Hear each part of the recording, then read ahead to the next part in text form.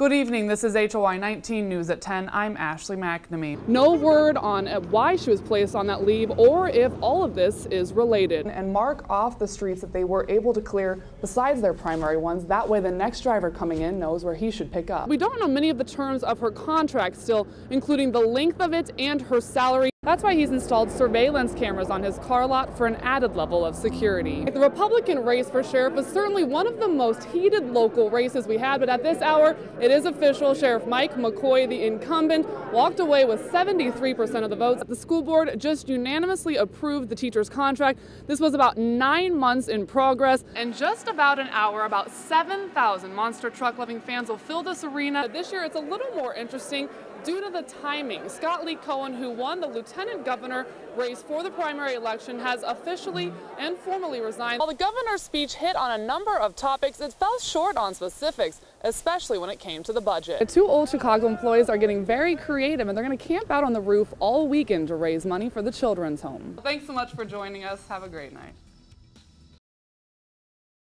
Ashley McNamee was at District 150 headquarters earlier today when Lathan was introduced to the media. And Ashley joins us now from headquarters with more. Ashley? Yeah, Gina and Mac, you could say we got our first look at the new superintendent this afternoon, but we weren't able to speak to her or ask Ms. Granita Lathan any questions.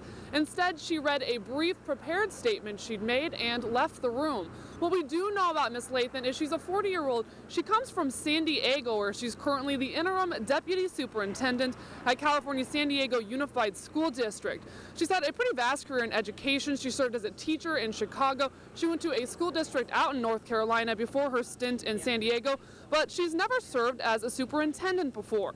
That's raised some concerns about her capabilities, but school board president Debbie Wolfmeyer says they're confident she can do this job. She said, you know, with over 180 schools, pretty much every question we threw at her about things that happened here, she almost had an exact example of how she had experienced that type of thing and how she would handle it. And in that brief statement Mrs. Lathan made, she says she has a simple approach, she has high expectations, and really wants to establish strong relationships within the community. Now, the school board today was basically calling her the new superintendent, although it's not official until they take that vote on Monday night. School board president Debbie Wolfmeyer, who you just heard from, says the board has unanimously supported her, so all we need to do now is wait for the formal vote. Of course, there are still questions about her contract. We don't know the length of her contract or the salary requirements. All we do know is their goal is to have her here as the new superintendent of District 150 schools by July 1st. We're now reporting live in Peoria outside the District 150 headquarters. I'm Ashley McNamee. Back to you. Peoria mayoral candidate General Parker is open about his troubled past, including the time he served in prison in 1984 for trying to steal a car. I got caught up in an incident. I allowed somebody to talk me into doing something. Now his past is coming back to haunt him. After digging through Illinois state law, we learned convicted felons like Parker are barred from being mayor. We took the question to Peoria Election Commission Director Tom Bride. So does this state law prohibit him from running for mayor? We don't have any capability of doing any of those, and we don't do any of that kind of background, or disqualify candidates. Bride says no one has contested Parker's candidacy. He doesn't know who's responsible to check a candidate's record.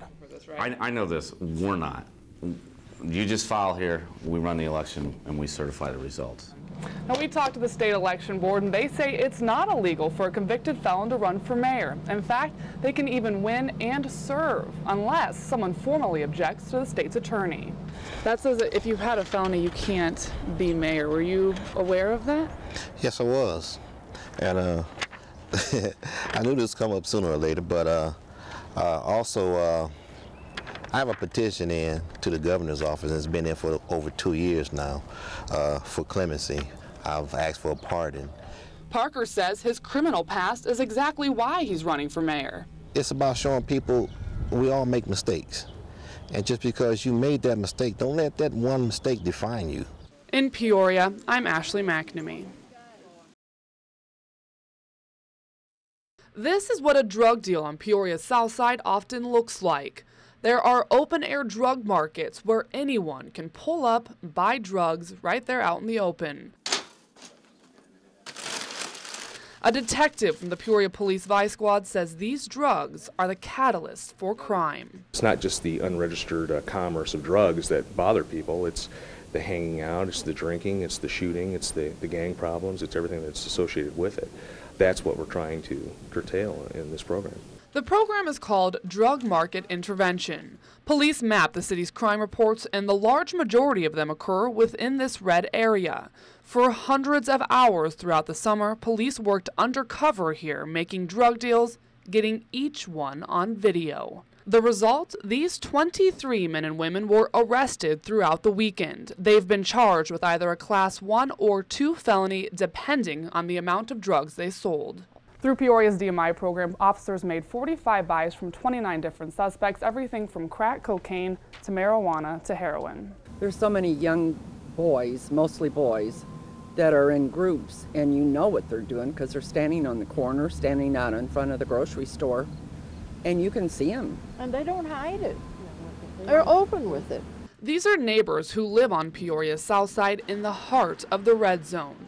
They're afraid to show their faces because they're afraid of the retribution from the dealers.